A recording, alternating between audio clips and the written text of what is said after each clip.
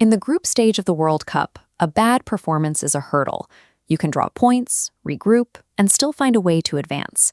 But the moment the round of 32 begins, that mathematical safety net shatters. Entering the knockout bracket, teams like the USA, England, and Belgium are the consensus heavyweights.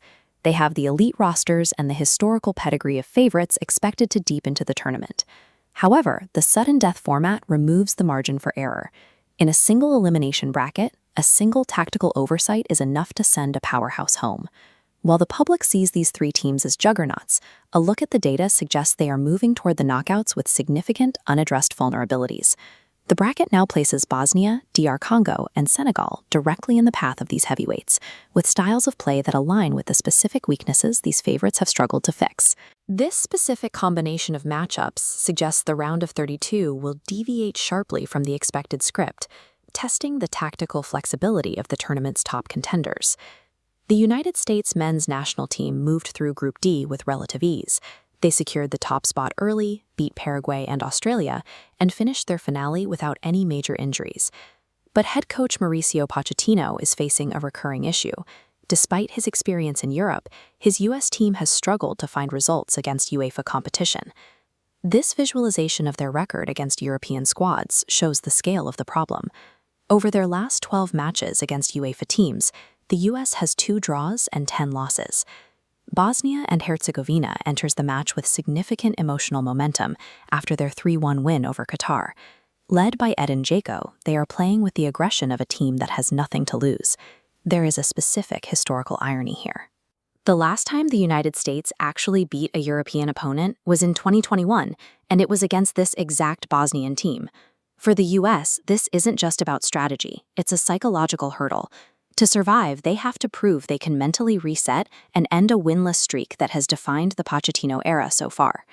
England manager Thomas Tuchel has spent the group stage building a high-powered offense, leading a team that prioritizes control and constant pressure. However, high-possession teams often struggle when they encounter a disciplined 5-man defensive block designed to deny them space in the final third. This is exactly how DR Congo operates.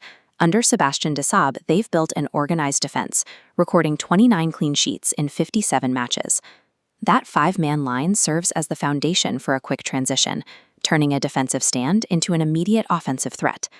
Yoane Wissa is the primary beneficiary of that system. With 3 goals in the group stage, he has shown he can exploit the gaps left by defenses that commit too many players forward.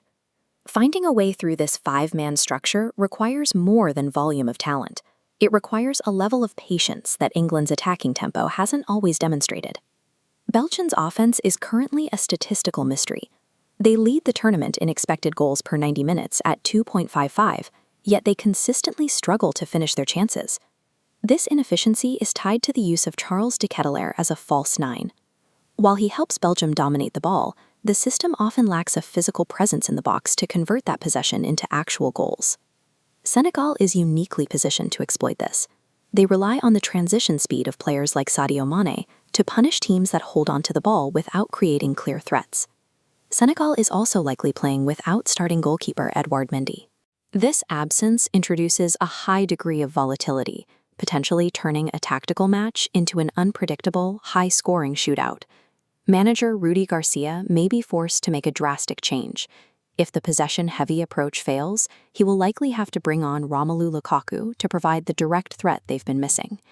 This matchup forces Belgium to abandon their preferred methodical control, drawing them into a high-speed game that favors Senegal's athletic strengths. The round of 32 proves that talent alone doesn't guarantee a result.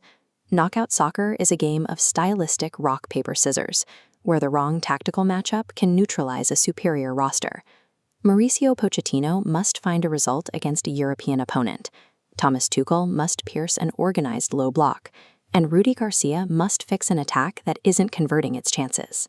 If these favorites fail to address these specific tactical flaws, the round of 32 will quickly transform into a graveyard for the tournament's biggest names.